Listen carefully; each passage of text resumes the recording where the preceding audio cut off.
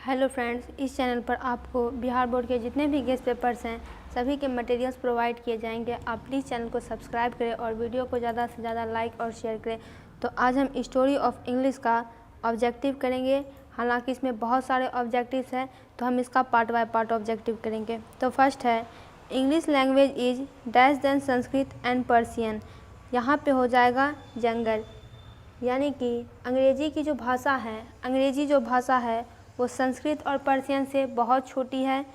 कहने का मतलब है कि अंग्रेजी भाषा इन दोनों भाषाओं के मुकाबले बहुत नई है।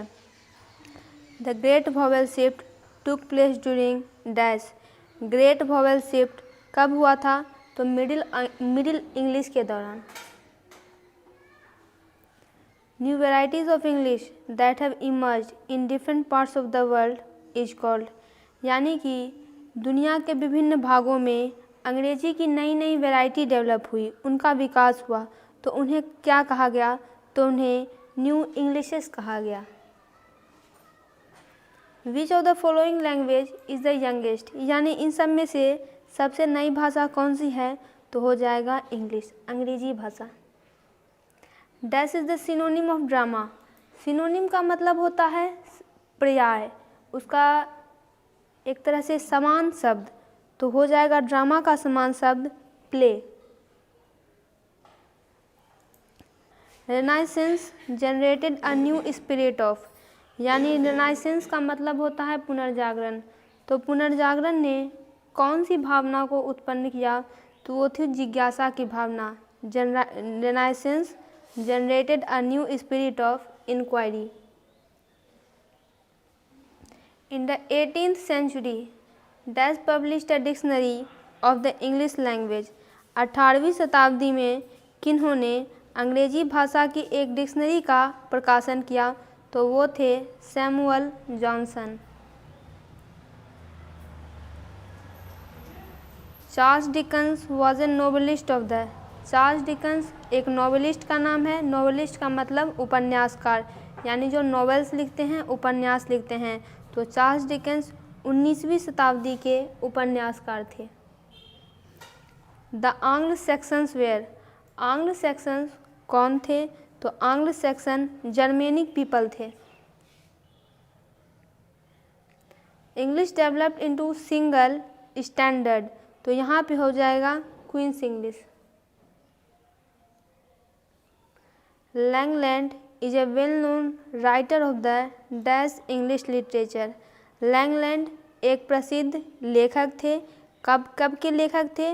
तो मिडिल इंग्लिश लिटरेचर के, यानी मिडिल अंग्रेजी साहित्य के। Standard British English speech came to be known as. जो स्टैंडर्ड ब्रिटिश इंग्लिश स्पीच थी वो किस नाम से जानी गई? तो रिसीव्ड प्रोनाउंसिएशन, यानी RP. English belongs to the ancient dash family of language, तो यहाँ पे हो जाएगा इंडो यूरोपियन।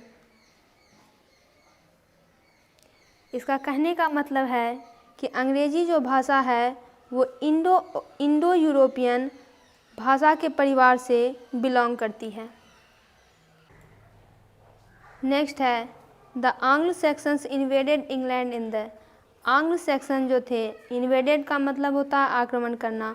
उन्होंने इंग्लैंड पर कब आक्रमण किया था? तो 5th सेंचुरी में, 5वीं शताब्दी में। The latest period in the growth and development of the English language may be called the era of. तो यहाँ पे हो जाएगा new इंग्लिशेस।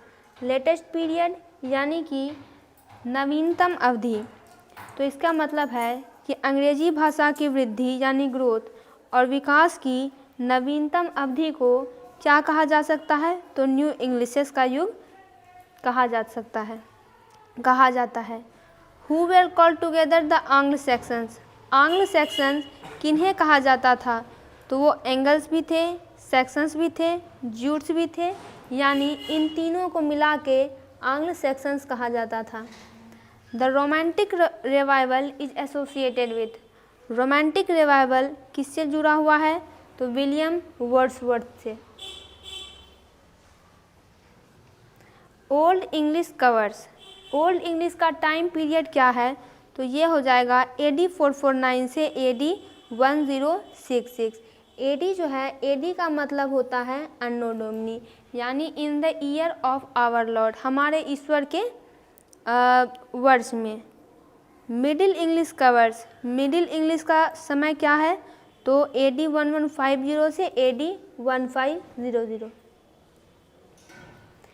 English used since AD 1500 till now is called the dash English, यानी कि AD 1500 से जो अंग्रेजी अब तक यूज की जा रही है उसको क्या कहा जाता है, तो उसे कहा जाता है मॉडर्न इंग्लिश। अब यहाँ पे एक बात समझने वाली बात है AD की, तो AD 1500, तो इसका मतलब है कि ईसा के जन्म के 1500 साल बाद की जो अंग्रेजी, उसकी ईसा के जन्म के 1500 साल बाद। The history of English language is just about dash years old, यानी अंग्रेजी भाषा का जो इतिहास है वो कितना साल पुराना है, तो वो 1500 यानी 15 साल पुराना है।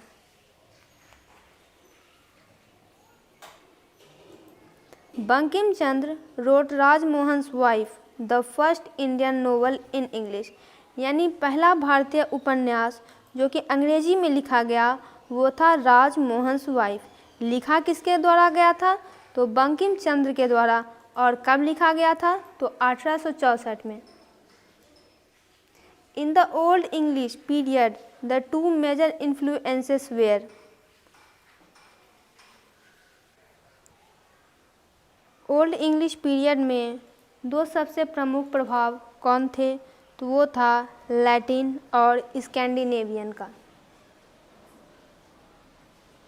The golden period of old English literature was the era of, old अंग्रेजी साहित्य का स्वर्णिम काल किसका युग था, तो वो था किंग अल्फ्रेड का, यानी किंग अल्फ्रेड के समय में ओल्ड इंग्लिश लिटरेचर का स्वर्णिम काल था।